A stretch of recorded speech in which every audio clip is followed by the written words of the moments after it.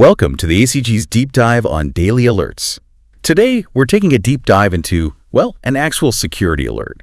We're going to unpack some really surprising details about an anomalous data access pattern. Yeah, we'll look at, what actually happened, how it got caught. And maybe most importantly, the critical vulnerability it uncovered. Exactly. The idea is to help you understand these hidden complexities in digital security. Right, what these real incidents mean for you.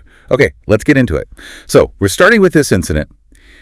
It involved just a single user account, but it was doing something really weird. Wildly out of character is a good way to put it. Yeah, it accessed hundreds of different order records, invoice records, stuff belonging to other users. And all through an API, right? Within seconds, just bam, bam. Exactly. When you see something like that, just rapid fire access across accounts, what's the first thing that clicks? Like, why? Well, that pattern just screams anomalous data access. It's completely unnatural for a normal user. What's striking here isn't just the speed, though. It's that it was caught so quickly. The alert triggered bang on 3:00 p.m. EST. And this wasn't like someone spotting it hours later in logs. No manual review. Nope. It was picked up automatically by a web application firewall, a WAF, and a SIEM rule. Ah, okay. So the SIEM was specifically looking at application logs. Exactly. Looking for this kind of unusual activity. And how serious was this? Just, little warning light or full-on alarm bells? Oh, definitely alarm bells. It was rated high severity, a 9.3 out of 10. Wow, 9.0. Yeah, that signaled a critical risk. Potential for a major data breach, needed urgent attention. Okay, so detection was fast, severity was high. But the how? That's where it gets really interesting, right? Yeah. How did the attacker actually manage this? Right, so the attacker actually logged in legitimately first. They had their own valid account. So they had a real token, like a JWT. Precisely, a valid JSON web token. But then instead of just looking at their own stuff, they started hitting API endpoints and just changing the IDs. Iterating through them. Exactly. Sequentially going through user IDs or order rate, like calling JetT a PIV ordered, but just swapping out that last number again and again. Trying every possible number. Or just guessing likely sequences. The way actually flagged this, called it a sequencing attack because of that specific pattern. Okay, so let me get this straight. The API checked that it was a valid user. Authentication, right? Yes, authentication was there. They knew who was making the request, technically. But it didn't check if order ID, say 1234, actually belonged to that logged in user. Bingo. That's the missing piece. Authorization. It failed completely on the authorization check. That seems almost too simple, like a fundamental miss. It is. You've hit the nail on the head. This is a textbook broken object level authorization, BOLA. Sometimes folks call it IDOR, insecure direct object reference. And that's a big one, right? OWASP Pop 10. Absolutely. It's consistently one of the most critical API security risks identified by WASP.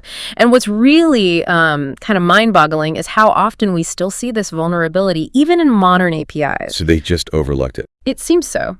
It shows how easy it is to miss these foundational security checks. So this attacker, logged in as themselves, could potentially see everyone else's order data just by tweaking the URL. Wow.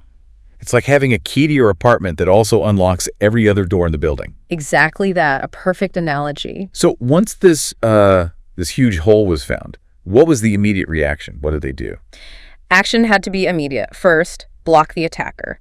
User account, source IP address, blocked at the WAF, blocked at the application level, shut them down. Makes sense. Cut off access. And critically, they temporarily disabled that specific vulnerable API endpoint altogether. Stop the bleeding, Right. Take it offline until it's fixed. What about longer term? Just patching that one endpoint isn't always enough, is it? No, definitely not. The dev team was tasked immediately at a proper authorization layer. Meaning?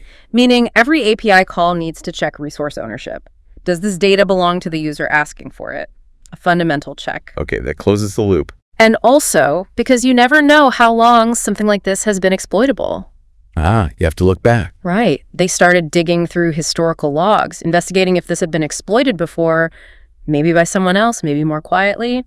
You have to check. That makes sense. Due diligence. So pulling this all together, what does this specific incident mean for you listening? Yeah. What's the takeaway?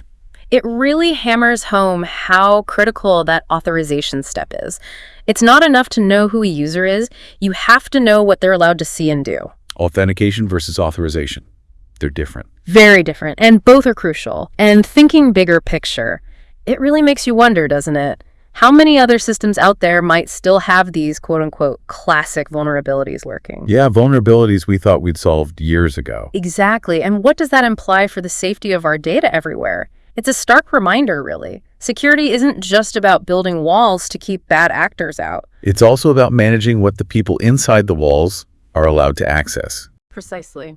Carefully controlling access, even for legitimate authenticated users. That's the ongoing challenge.